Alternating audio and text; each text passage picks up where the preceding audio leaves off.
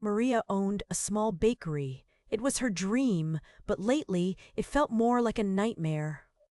Bills piled up and customers were becoming fewer. Maria started to panic. She needed to save money, and fast. So she made a decision, a bad one. She started buying cheaper flour, cheaper sugar, cheaper everything.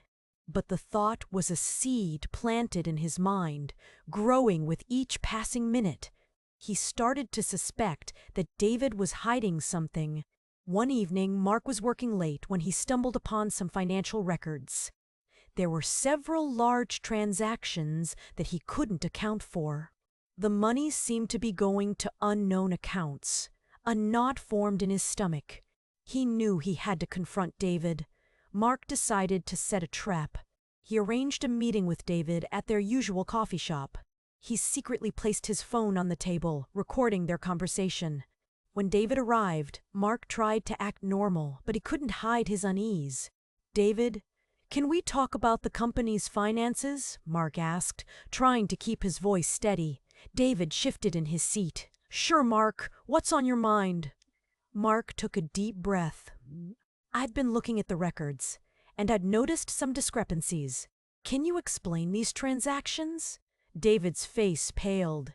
He stammered, I can explain. It's just—" Mark pressed on.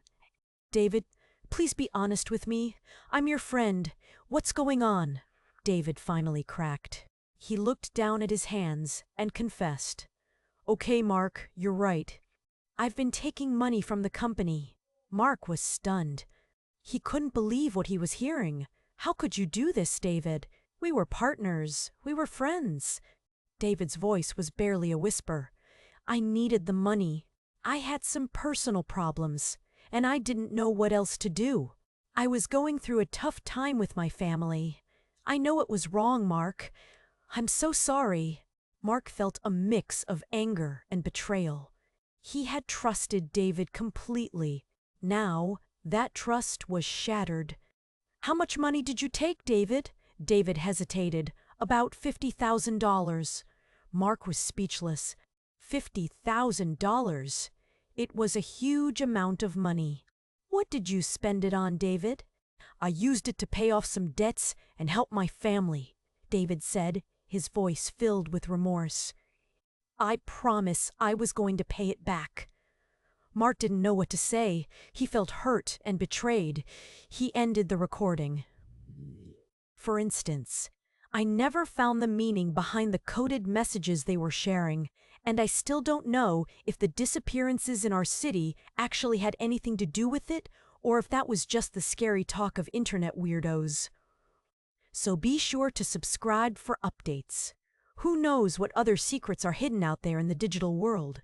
Either way, their relationship would never be the same.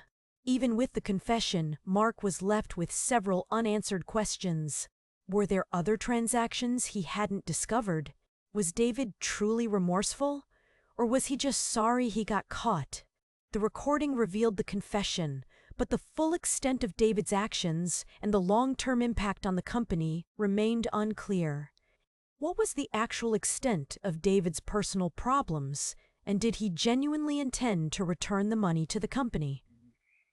If you enjoyed this story and want to see more content like this, please like, share, and subscribe to our channel. This helps us create more engaging stories for you. Also, let us know in the comments what you would have done in Mark's situation.